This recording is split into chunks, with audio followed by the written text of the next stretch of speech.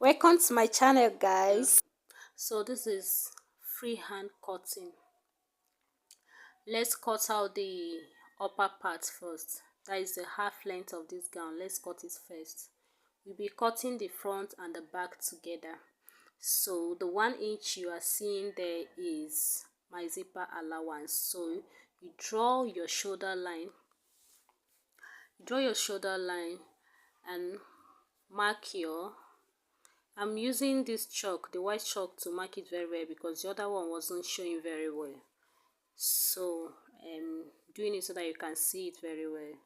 So my shoulder is 16. 60 divided by 2 is 8. So I'll be marking 8. I'll be using 3 inches for the width of my neck.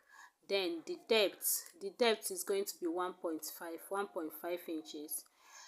Then you curve it with 3 inches depth, 1.5 inches, and you curve it.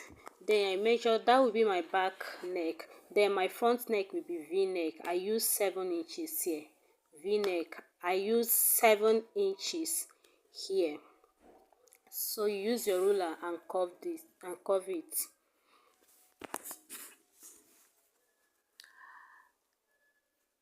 So our shoulder slant, I slanted my shoulder with just 1 inch.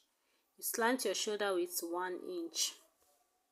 Then my armpit here, my client's armpit is 7.5. I've marked 7.5. 7.5 inches is my client's armpit. I marked my underbust point. My underbust point is 12 here. That is my client underbust point is 12.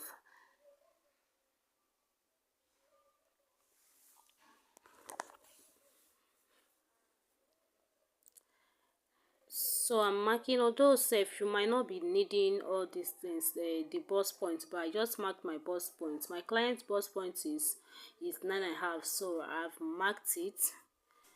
Like I said before, my back neck width is 3 inches and the depth is 1.5 inches. While the front is 7 inches, the v-neck I use 7 inches for it. So let's continue. I'm using 7.5 for the armpit. 7.5 for the armpit. You divide your armpit into 2. Divide it into 2. Then come out by 0.5. Come out by 0.5. Then curve it. You can use, if you have your curve ruler, you can use your curve ruler, but I am already used to my freehand, so I'm always using my freehand instead of curve. So you enter your round measurement, your bust divided by 4, then 2 inches allowance. Your bust divided by 4 plus 1 inch allowance or 2 inches, depending on how you want your allowance to be, how big you want your allowance. You enter. My client's waist and underbust is the same thing, so I just entered my waist divided, her waist divided by 4. Then I add 2 inches allowance. I was adding 2 inches allowance because I will be putting that when sewing it. I will put that. That's why I'm adding the 2 inches allowance, because you know this thing doesn't have lining. We are not using lining, so you can add 1 inch.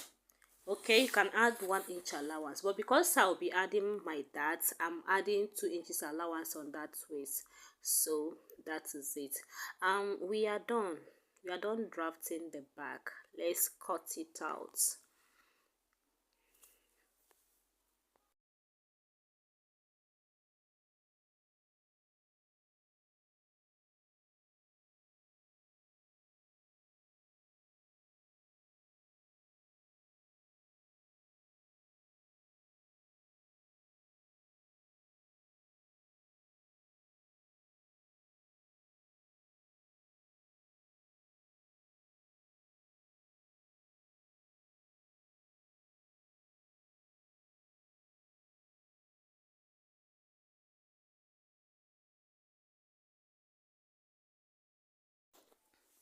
Okay, let's get to down part of the gown.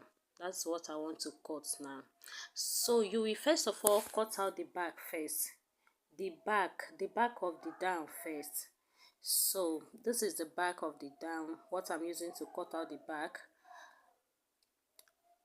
I enter my hip point. My hip point is 8. Then you remove your 1 inch allowance for the zip, 1 inch allowance, zip allowance. You enter your full body measurement, your hip divided by 4.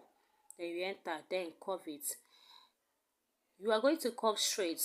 The measurement you get from the hip is what you are going to use throughout the down part of the gown. The only difference is the waist. You will enter your normal waist measurement, but from the full length to the hip will be the same measurement, because you wouldn't want your client not to be walking well. If you do it pencil, there will be no allowance for her to be walking well. So you use the same measurements on your full length as the same measurements on your hip. So, and our back pattern is ready.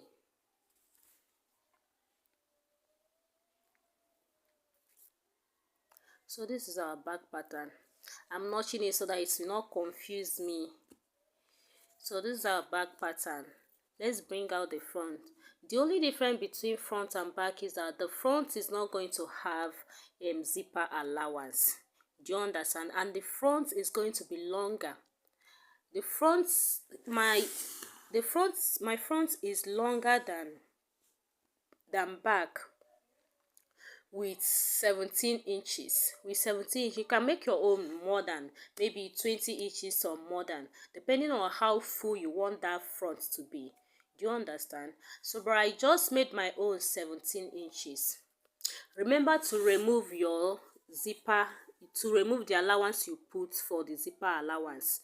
Remove, don't put it on the front, because as you can see, that's a mistake here, because I just placed it and cut it the same thing, the same size.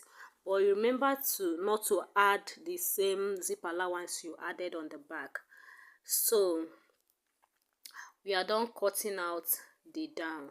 Then this is the sleeve. Let's cut out the sleeve.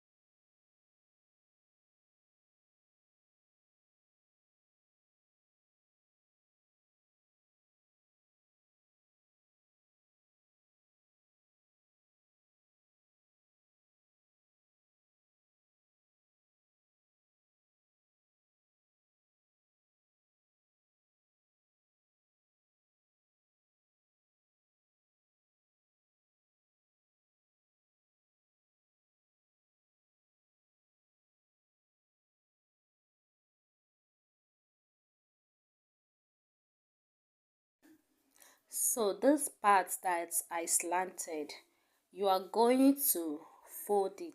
You are going to fold it, or you can weave it, weave the edge so that it will be neat. But I folded my own. So the sleeve is ready, and let's go and start sewing. But before that, cut out the facing for the upper bodies. The facing for the upper bodies, you cut it out. That's what I'm cutting. So you are going to cut out the facing.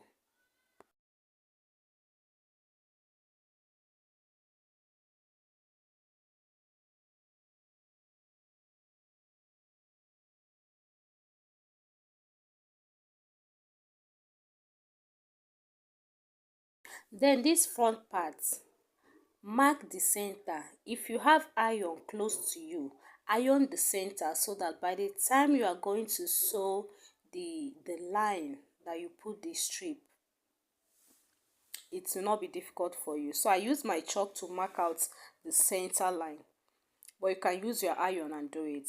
So by the time I'll be sewing this on top of it, then there will be a guidelines for me to do that. So you see, you are going to fold that inside the strip I cut out. You are going to fold it inside so that it will be very neat.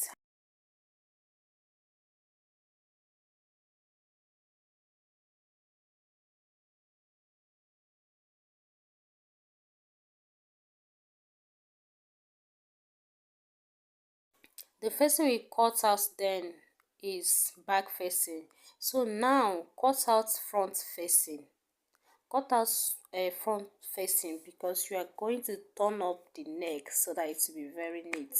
Turn up, don't use bias, but if you can use bias, but don't use bias for the v-neck, use your facing. So I already cut out the facing. Let's go and start sewing.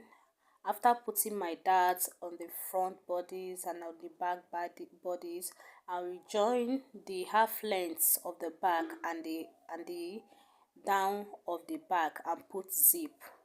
Then join the front. This is it. I've already put the zip for the back. This is the back, and this is the front. So we are almost done.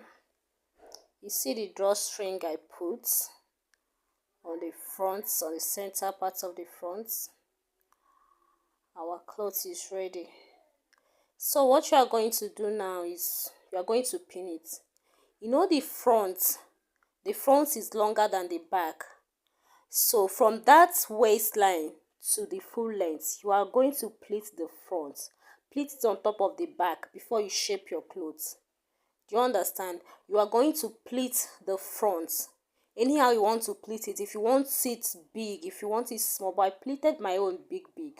That's what I'm doing right now. You pleat it on top of the back before you shape it.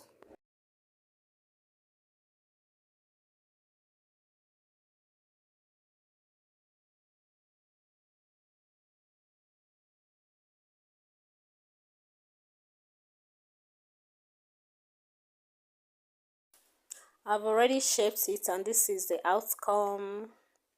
We are done. One good thing about this front is that it's adjustable. You can adjust it anyhow you want it. If you want to drag it up where you can do it. If you want it to be just normal, you can do it. So you can go on and fix your sleeve. And we are done.